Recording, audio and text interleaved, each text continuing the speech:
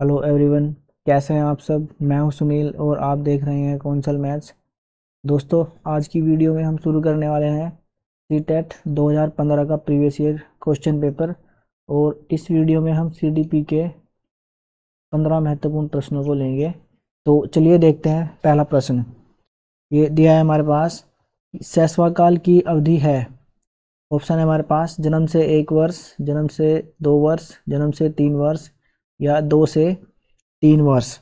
Option number B इसमें हमारा correct answer है, जन्म से 2 वर्ष। शैशवाकाल की जो अवधि है वो जन्म से 2 वर्ष तक है। अगला प्रश्न है हमारे पास, पियाजे के अनुसार 2 से 7 वर्ष के बीच का एक बच्चा संज्ञानात्मक विकास डैश की अवस्था में है।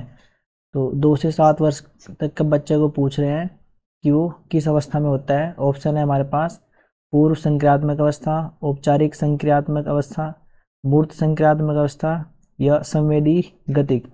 दोस्तों, ऑप्शन नंबर ए इसमें हमारा करेक्ट आंसर है, पूर्व संक्रियात्मक अवस्था। अगला प्रश्न है हमारे पास, विकास डैश से डैश की ओर बढ़ता है। तो ये बताना है। ऑप्शन है हमारे पास सामान्य से विशिष्ट की ओर।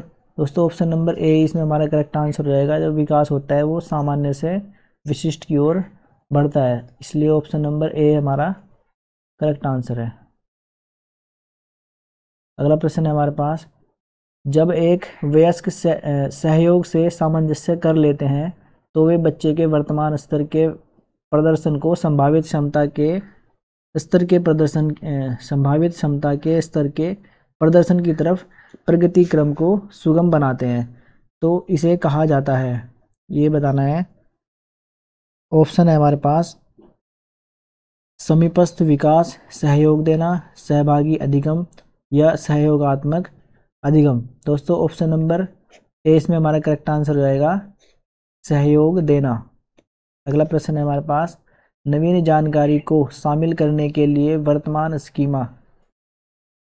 स्कीमा में बदलाव की प्रक्रिया डैश ये क्या कहलाती है, ये बताना है। ऑप्शन है हमारे पास अनुकूलन, आत्मसातकरण, समायोजन, अहम केंद्रिता।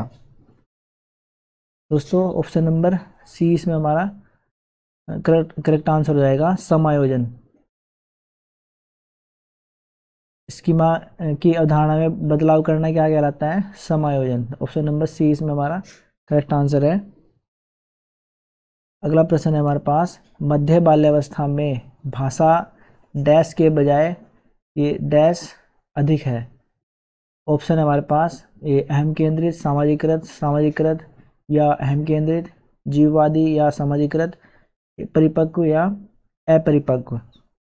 ऑप्शन नंबर बी इसमें हमारा करेक्ट आंसर हो जाएगा, मध्य बाल्यावस्था में भाषा ये आएगा यहाँ पे सामाजिकृत के बजाय क्या अहम केंद्रित अधिक है।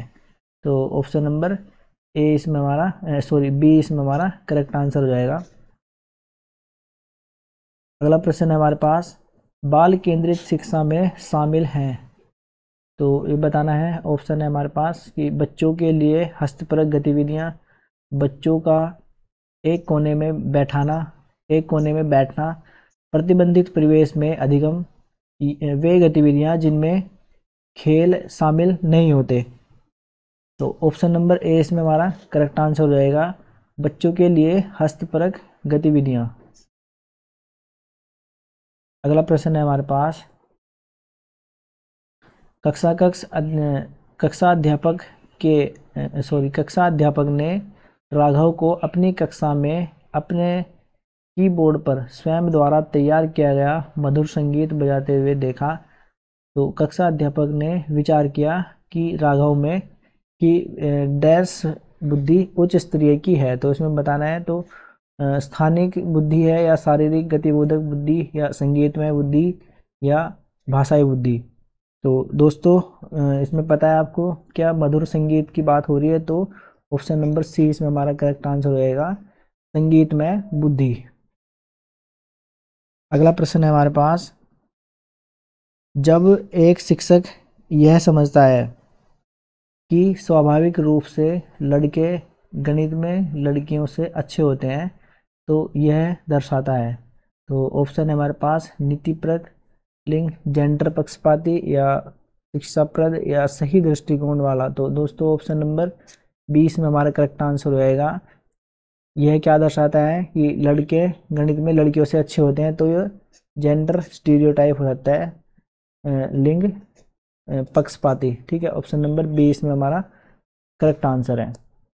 अगला प्रश्न है हमारे पास, समावेशी शिक्षा मानती है कि हमें डैश को डैश के अनुरूप बदलना चाहिए।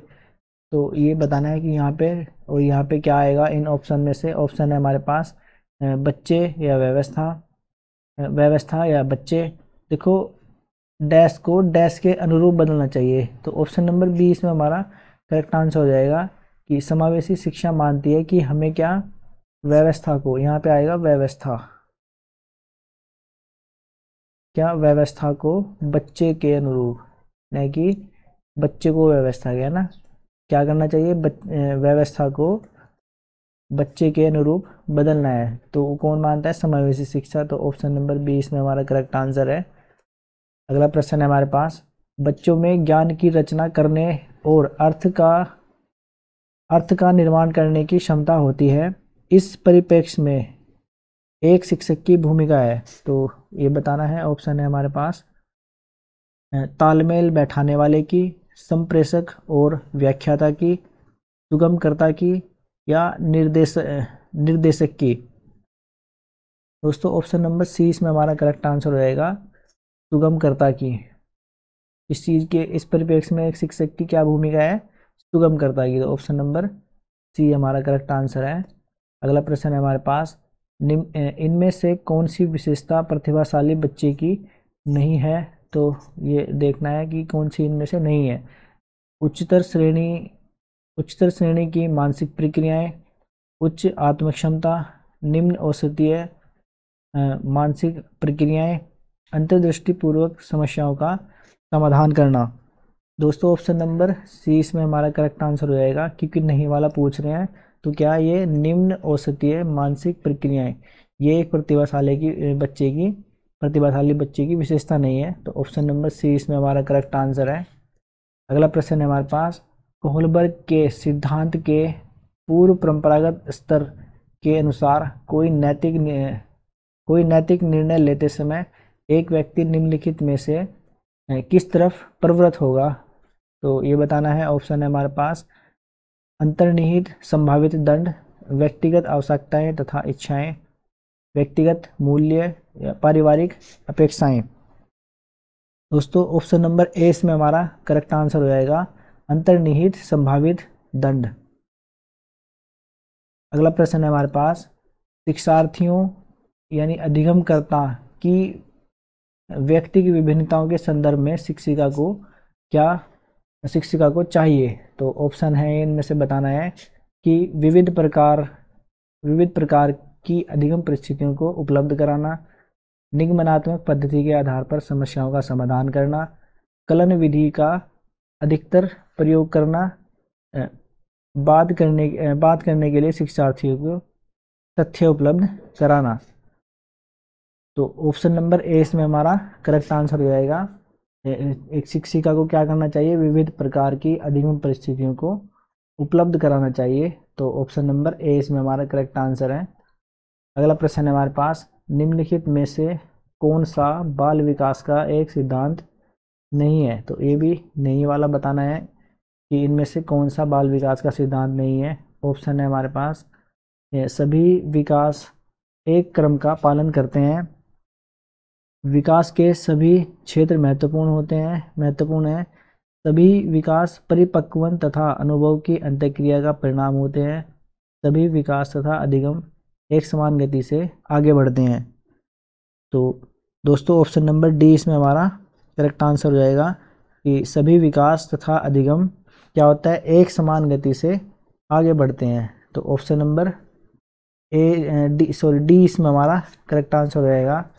तो दोस्तों इस वीडियो में हमने CDP के 15 महत्वपूर्ण प्रश्नों को हल किया है। अगर आपको यह वीडियो अच्छी लगी है तो प्लीज़ शेयर कीजिए अपने दोस्तों के साथ और सब्सक्राइब कीजिए हमारे चैनल को।